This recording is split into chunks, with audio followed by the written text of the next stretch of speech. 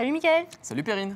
Nous sommes les vainqueurs de la saison 2 du Chemical World Tour. Pour la saison 3, nous allons vous faire découvrir les coulisses du casting. Chez Capa, nous suivrons tous ces étudiants venus braver un jury très tatillon.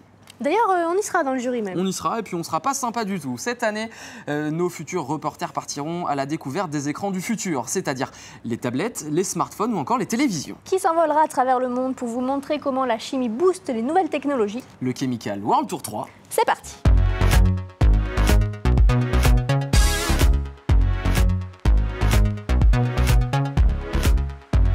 Ça va? Ça va, ouais, très bien.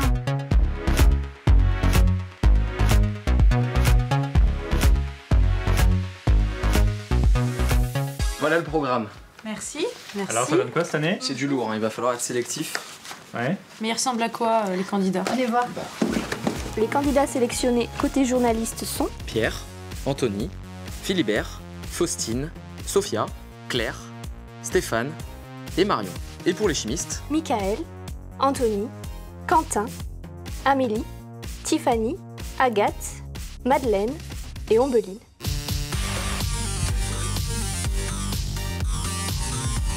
quinzaine. Bon, j'imagine que ça va être un peu comme la nouvelle star. Puisque je suis le premier à passer, il faut que j'essaie de les marquer assez pour pas qu'ils m'oublient après 15 autres personnes. Je te souhaite vraiment bon courage.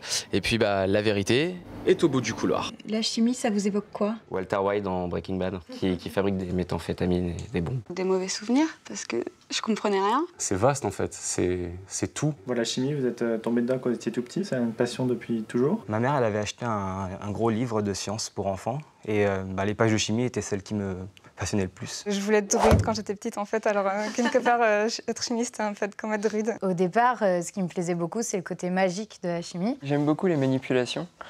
Donc, faire des synthèses, de la recherche, analyser, voir ce qu'on peut trouver au fond des choses. Au final, la chimie, c'est une centaine d'éléments. Et c'est comme les Lego. En les imbriquant, on arrive à faire de la matière. On découvre vraiment le cœur des éléments qui nous entourent. C'est un métier d'avenir aussi.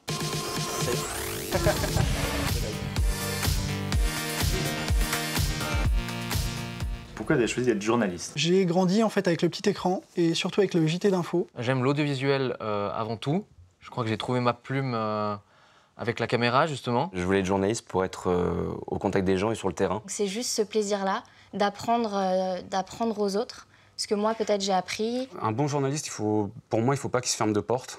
Il faut qu'il soit prêt à parler de n'importe quel sujet. Et je suis là parce que je vais apprendre à traiter n'importe quel sujet de la même façon.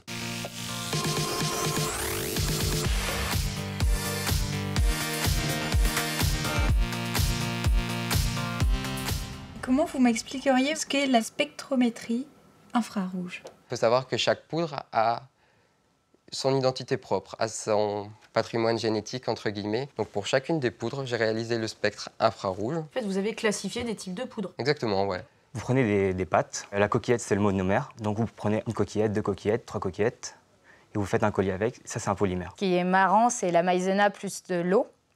C'est un fluide non newtonien. Quand on le met en mouvement, ça devient solide, ça veut dire qu'on peut former une petite boule avec. Et par contre, quand on ne le met plus en mouvement, il se met à couler.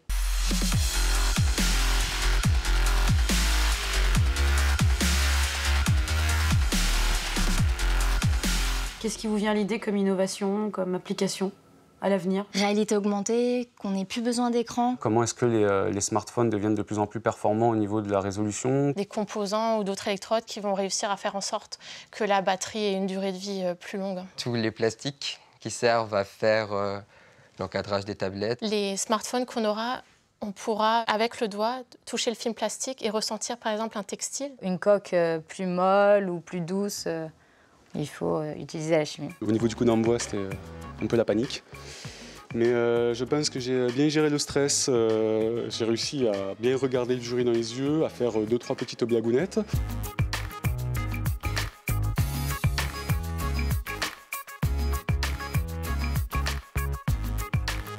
Et comment est-ce que vous imaginez la relation entre vous, chimiste, et le ou la journaliste qui partira avec vous? Je pense que ça serait mieux que ça soit un garçon parce que... En fait, vous faites le Chemical World Tour pour rencontrer quelqu'un? Non, j'ai déjà quelqu'un. Ah non, c'est une collaboration, donc ça se fait à deux, oui. Je vais pas lui laisser tout faire. Et puis ça m'intéresse de faire ça aussi. C'est pas parce qu'on est chimiste qu'on peut pas faire des films et des montages et des photos. Franchement, la pire, c'est en 5 secondes essayer de nous séduire. Ça, j'ai tout retourné dans ma tête, j'ai pas envie de tomber sur cette question. Pourquoi vous êtes la candidate incontournable pour cette 3e édition du Chemical World Tour? Je sais pas, parce que c'est horrible comme question. Et effacer cette image de chimiste fou. Je suis prête à tout pour vendre la chimie, entre guillemets, et partager ma passion. Choisissez-moi et vous verrez. Le travail de terrain, c'est ma vie. Puis voilà, je pense que c'est la fraîcheur des Alpes qui peut faire la différence. Il y a eu une question qui t'a un petit peu dérouté? J'avoue que le plus dur, c'est à la fin de donner sa motivation en 30 secondes parce qu'on se dit mais je vous ai pas encore convaincu, qu'est-ce que je dois encore dire?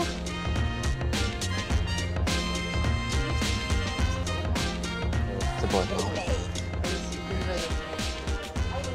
On est en train de délibérer là.